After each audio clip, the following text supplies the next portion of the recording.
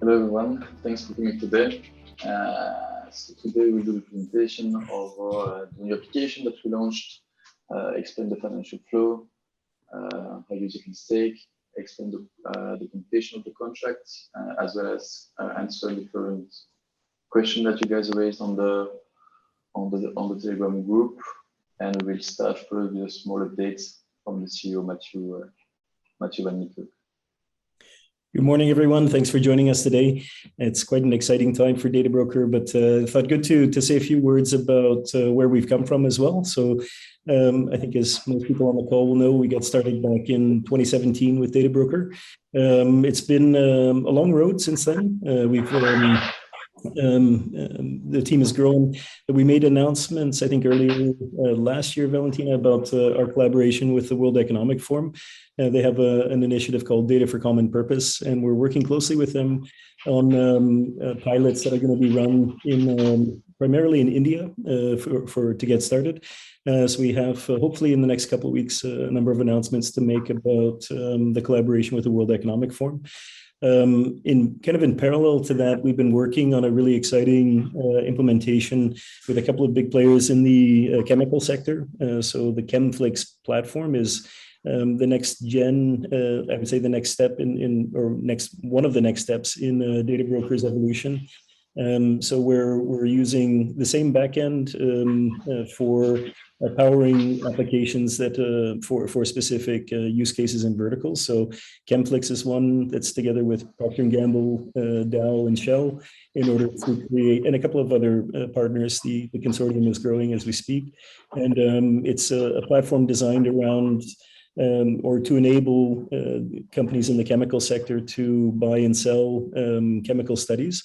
These are studies that they use in their product launch. So when they're launching new products, they need to do studies on the chemical compounds that they're using. And what Databroker is providing, in their own words, is essentially a Netflix for chemical data. Hence the name ChemFlix. So ChemFlix for Netflix for the chemical sector. Really exciting stuff, and a growing list of consortium members that are onboarding into that as well. I saw some comments in the Telegram asking about Gaia X. So also we are working our way into and positioning ourselves within Gaia X. Nothing yet to announce, but we are doing that very actively as well. And I'd like to just mention one other thing, that there are a number of other things the team is working on, of course, but to mention, we're doing a campaign right now towards the PLC manufacturers. We had a first good success with Phoenix Contact and as a PLC provider, and we're working on, I think there's a list of around 30 additional PLC manufacturers globally. So we have a list of the top 20, focusing on them, and a few others that didn't make the top 20 list, but hoping to replicate the success we've had with Phoenix Contact with other PLC manufacturers. Another topic is listing. So we're actively working on listing on the next exchange. That should be happening. I can't say exactly. They put an embargo on communications on it, but it should be coming in the next, certainly within this quarter. So really exciting stuff. And without further ado, another exciting announcement and development is the staking program. And Victor, I'm going to hand it back to you in order to walk through the staking program. Yeah, thanks. So let's jump directly into the financial flow of buying and selling data with regards to DTX. So for the Bitcoin bounty program, but also for the community and for the other developers, we created that very small financial flow. So the way that it works is basically on the right we have buyers and seller, which interact directly with the website. Once a buyer decides to buy DTX, he will buy some DTX directly through a smart contract. So we use a fiat to crypto API called Transact, which is an on-ramp of crypto directly on the Polygon network.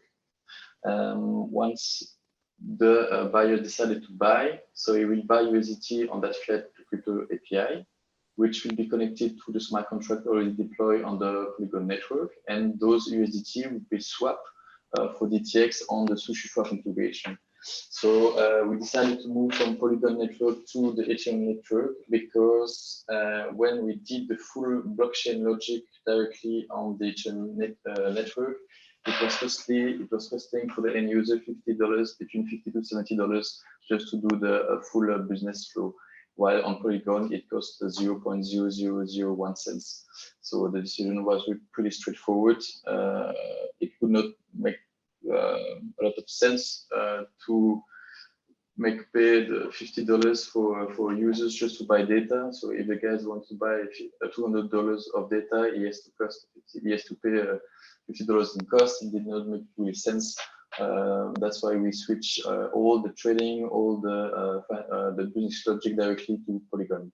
But so the USDT is swapped for DTX on SushiSwap. Sorry, we launched a liquidity pool, which we increased step by step the liquidity on it. I think a month ago that we created it. And so once the DTX are swapped, the USDT are swapped for DTX, it remains on the smart contract, which is locked for a period of between 15 to 30 days. After the period, if the buyers accept, so let's say close the deal, those DTX are swapped back for USDT and sent. That small piece and sent directly to the seller, which are then converted into either dollars or euro using Transact, so the Transact service again. And that's basically at this point that there is the commission for the staking, which is sent directly to the staking smart contract. So the main idea of the staking smart contract, I don't know if you guys read a bit the documentation, but the main issue that we had between period 1 and period 2 was the big fluctuation of DTX on the Trilic platform, but also on SushiSwap. So if at time 1 the guy bought for $1,000 of worth of DTX of data, and at the end those $1,000 only represents, let's say, 800. The difference between time 1 and time 2 was way too big and was not super user friendly. Now with the new smart contract logic and the staking application, we aim to provide a steady inflation rate of DTX. So basically the price between time 1 is always lower compared to the price at time 2. And I don't know if you guys saw basically for the last trend of DTX, but that situation works. And we include an increase of plus 50% of the stock price in the last 2 weeks, I think. So for now, that solution works. Now let's jump directly on the computation of the staking contract. So I'll jump quickly into how it works from a financial point of view. So it's a bit, but basically we are calling different kind of a function directly on the smart contract. And the first function that you call when you interact with the application is the function create stake. And the way that it works is that it will give you shares. So share based on the stake amount and the total stake amount. So for instance, at time 1 DTX is equal to 1 share. But plus rewards are being added. 1 DTX will be equal to 1.5 shares, which means that your share will be much more valuable.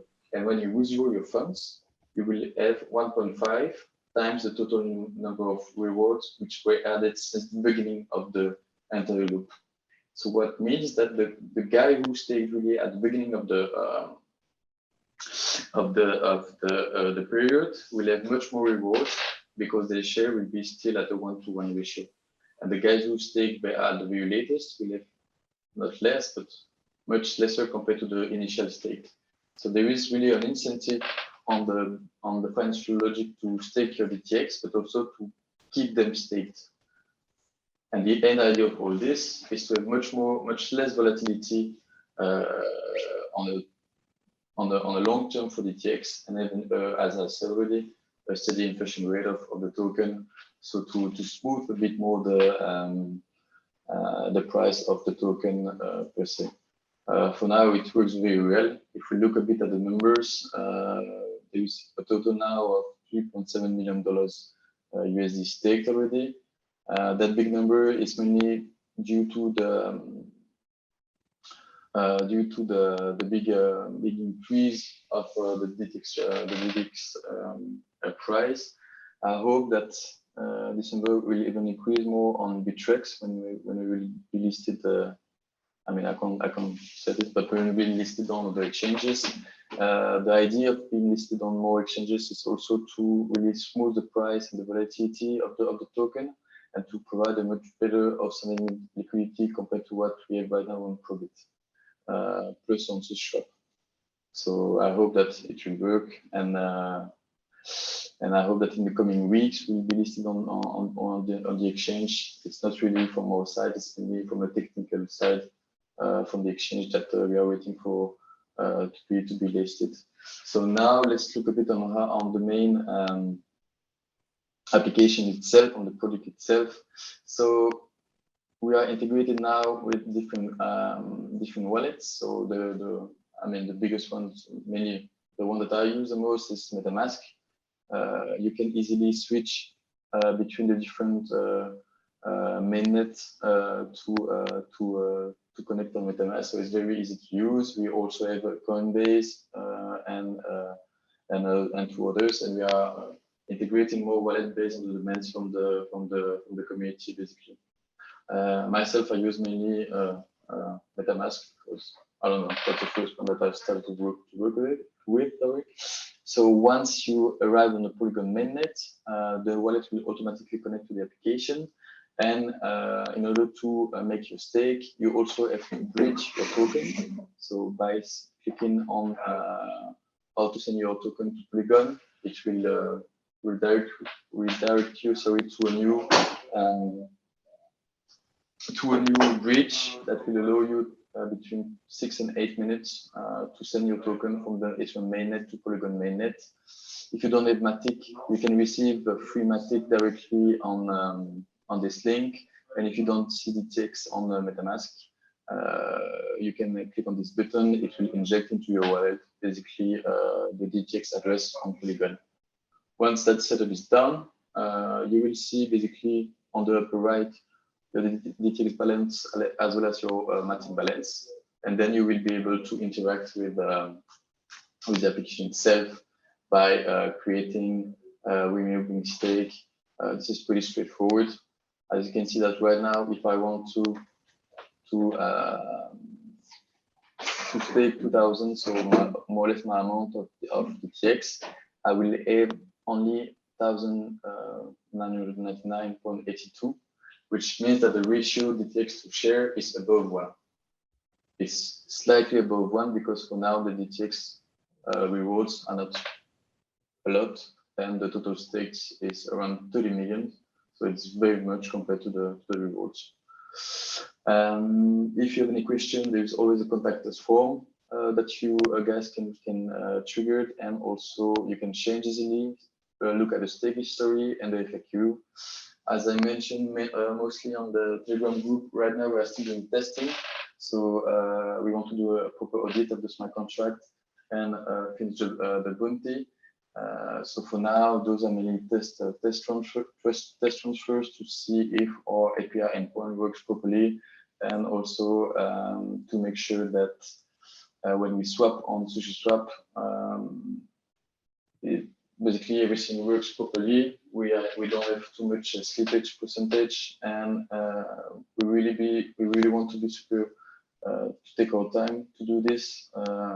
So that we avoid any, let's say, bad trading, bad swaps, which happens a lot on decentralized exchange. So we are building an Oracle to do this, which is my contract that we'll be deploying as well. But all that takes a lot of time and testing. To be honest, I prefer to take my time than to lose a lot of money.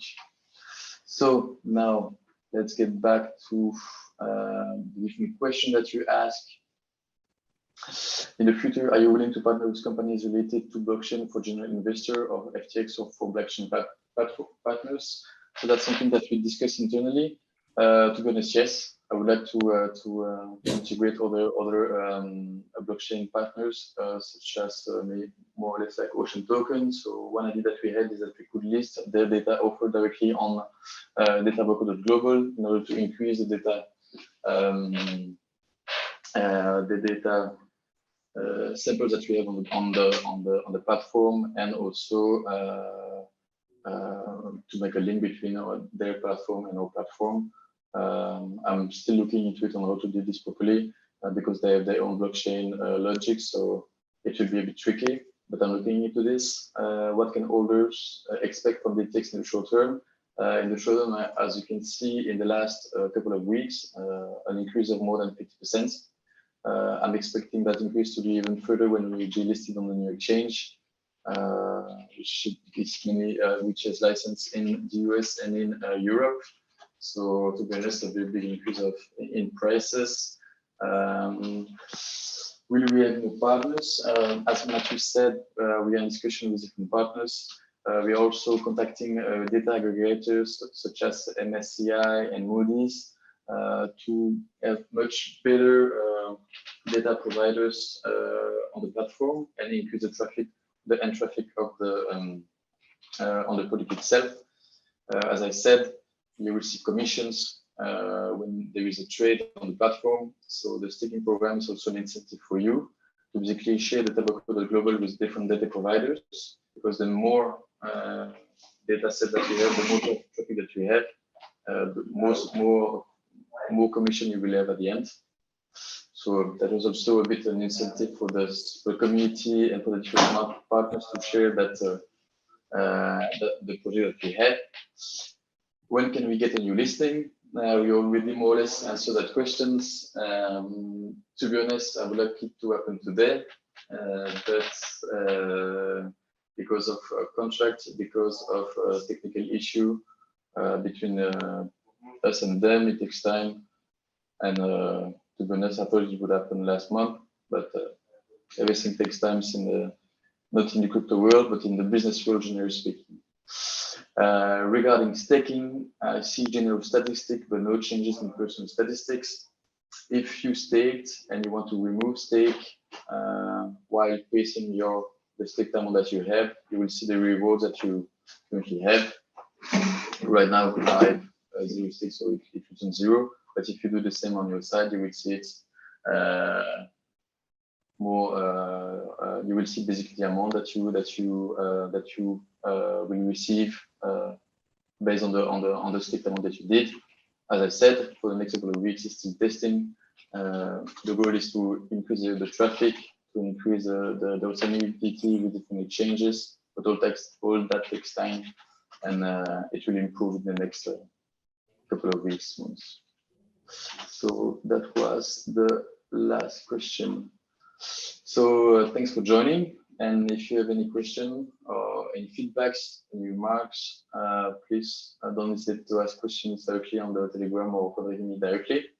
I will answer them as soon as possible. Okay. And I just see one question that came in the Q&A, and I'd just like to say, for everyone who's participating in the community of Databroker, we value everyone that's in this with us, and so it's the nationality is not a question for us. We're happy to have a strong group of supporters behind the platform, and we're doing our best to do the best for you.